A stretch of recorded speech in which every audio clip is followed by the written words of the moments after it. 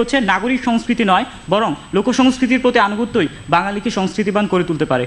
পক্ষদলের প্রথম বক্তা আজকে অনেক যুক্তি দেখিয়েছেন এবং তিনি আজকে অতি সূক্ষ্মভাবে দুটি বিষয় করেছেন।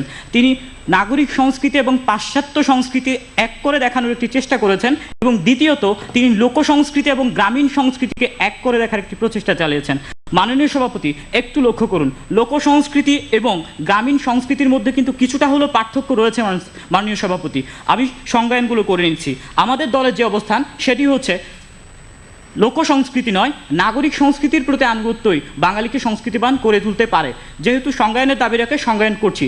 মাননীয় সভাপতি, লোকসংস্কৃতি বলতে যেটি বোঝাচ্ছি, সংস্কৃতির এমন একটি আবহমান রূপ যা আমাদের ঐতিহ্যের অংশ এবং অঞ্চলভেদে যেগুলো ভিন্ন হয়। পক্ষান্তরে নাগরিক সংস্কৃতি হচ্ছে এমন একটি সংস্কৃতি যেটি নগর কেন্দ্রিক সমাজের জ্ঞান, চিন্তা, চেতনা, শিল্প, কলা ইত্যাদিকে নির্দেশ করে।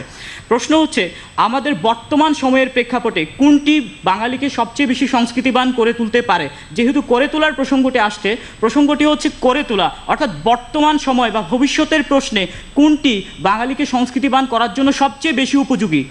এবং সে জায়গায় দাঁড়িয়ে আজকে আমাদের অবস্থান হচ্ছে সময়ের প্রেক্ষাপটে, যেহেতু সময় বদলেছে, সময়ের প্রেক্ষাপটে লোকসংস্কৃতি নয়, নাগরিক সংস্কৃতি আমাদেরকে সংস্কৃতিবান করার জন্য সবচেয়ে বেশি উপযুক্ত। আমরা কেন বলছি সেগুলো প্রমাণ করে দিয়ে যাচ্ছি।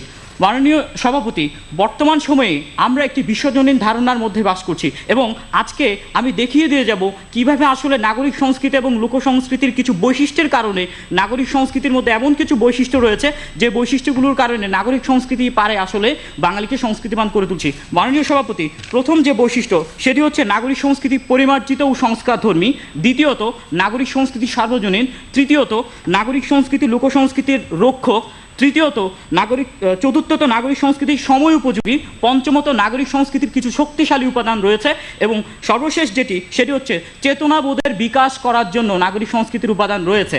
পক্ষান্তরে লোকসংস্কৃতির যে বৈশিষ্ট্যগুলো আমরা দেখি সেগুলো হচ্ছে লোকসংস্কৃতি মূলত ঐতিহ্য নির্ভর, লোকসংস্কৃতির মধ্যে সার্বজনীনতা নেই, লোকসংস্কৃতি একটি নির্দিষ্ট বলয়ে আবদ্ধ এবং লোকসংস্কৃতির মধ্যে সাংস্কৃতিক মেলবন্ধন বা সেতুবন্ধনটি নেই। এখন তুলনামূলক আলোচনার মাধ্যমে আমরা দেখিয়ে দিয়ে যাব যে আসলে কোনটি বর্তমান সময়ের প্রেক্ষাপটে সবচেয়ে বেশি উপযোগী। যদি আমরা সার্বজনীনতার কথা চিন্তা করি, মানুষ সেই সংস্কৃতিরই সবচেয়ে বেশি চর্চা করে যেই সংস্কৃতি তাদের মনস্তত্ত্বের সাথে যায়। বর্তমান সময়ে আমরা যদি লক্ষ্য করি, মানুষের মনস্তত্ত্বের সাথে আসলে সেই ছেলে বোলানো ছড়া বা খনার বচন এগুলো আসলে মানুষের মনস্তত্ত্বের সাথে যায় না, এগুলো আমাদের ঐতিহ্যের অংশ। আমরা এগুলোকে সম্মান করছি। মাননীয় সভাপতি, আমরা বলছি না লোকসংস্কৃতিকে আমরা ফেলে দেব, কিন্তু নাগরিক সংস্কৃতি যে কাজটি করতে পারে ওই লোকসংস্কৃতির ঐতিহ্যের অংশগুলোকে নিজেই তার রক্ষক হয়ে সেগুলোকে আমাদের সামনে তুলে ধরতে পারে। এবং যে চেতনার কথাটি বলছি, অর্থাৎ আমাদের একটি চেতনা রয়েছে, সেই চেতনাটি হচ্ছে আমরা বাঙালি। প্রশ্ন হচ্ছে আমরা যে বাঙালি, এই বোধটি কখন আমাদের মধ্যে সৃষ্টি হয়েছিল? বাঙালি জাতীয়তাবাদের উন্মেষ বা বাঙালি জাতীয়তাবাদের চিন্তা সৃষ্টি হয়েছিল মাননীয় সভাপতি দুটি নগরকে কেন্দ্র করে। একটি হচ্ছে কলকাতা এবং অন্যটি হচ্ছে ঢাকা। মাননীয় সভাপতি, যেখানে বাঙালি আমি বাঙালি এই চিন্তাতেই সৃষ্টি হয়েছে দুটি নগরকে কেন্দ্র করে। সেখানে বাঙালিকে সংস্কৃতিবান করার জন্য কিভাবে লোকসংস্কৃতি প্রধান ভূমিকা রাখতে পারে মাননীয় সভাপতি, প্রশ্ন রাখছি বিপক্ষ দলের কাছে। এবং আজকে তিনটি প্রশ্নের জবাব দিতে হবে বিপক্ষ দলকে যদি তারা প্রমাণ করতে চায় যে লোকসংস্কৃতি বর্তমান সময়ের প্রেক্ষাপটে সবচেয়ে উপযোগী। প্রথম প্রশ্ন হচ্ছে লোকসংস্কৃতি কিভাবে বা কোন প্রক্রিয়ায় বাঙালিকে সংস্কৃতিবান করতে পারে।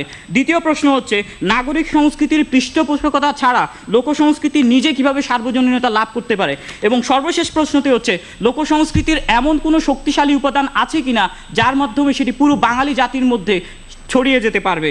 আমরা দেখিয়ে দিয়ে যাবো। আজকে প্রথম বক্তা হিসেবে আমার দলের আমি একটি কাঠামো দাঁড় করিয়ে গিয়েছি, আমার দলের দ্বিতীয় বক্তা বিষয়গুলোর ব্যাখ্যা বিশ্লেষণ করবেন এবং আমার দলের তৃতীয় বক্তা আজকে সমন্বয়ের মাধ্যমে প্রমাণ করে দিয়ে যাবেন যে নাগরিক সংস্কৃতির নিজের মধ্যে এমন কিছু বৈশিষ্ট্য আছে যে বৈশিষ্ট্যগুলোর কারণে নাগরিক সংস্কৃতি বর্তমান সময়ের প্রেক্ষাপটে বাঙালিকে সংস্কৃতিবান করতে পারে। যেহেতু করার প্রসঙ্গটি আসছে, সেহেতু আমরা অতীত নিয়ে নয় বরঞ্চ বর্তমান যে বিশ্বজনীন একটি প্রতিযোগিতা বা বিশ্বের দরবারে আমি বাঙালি, আমাদের একটি নিজস্ব সংস্কৃতি রয়েছে, এটি প্রমাণ করার জন্য কোনটি যোগ্য সেটি আমরা দেখিয়ে দিয়ে যাবো। মাননীয় সভাপতি, শেষ করছি একটি কবিতা দিয়ে।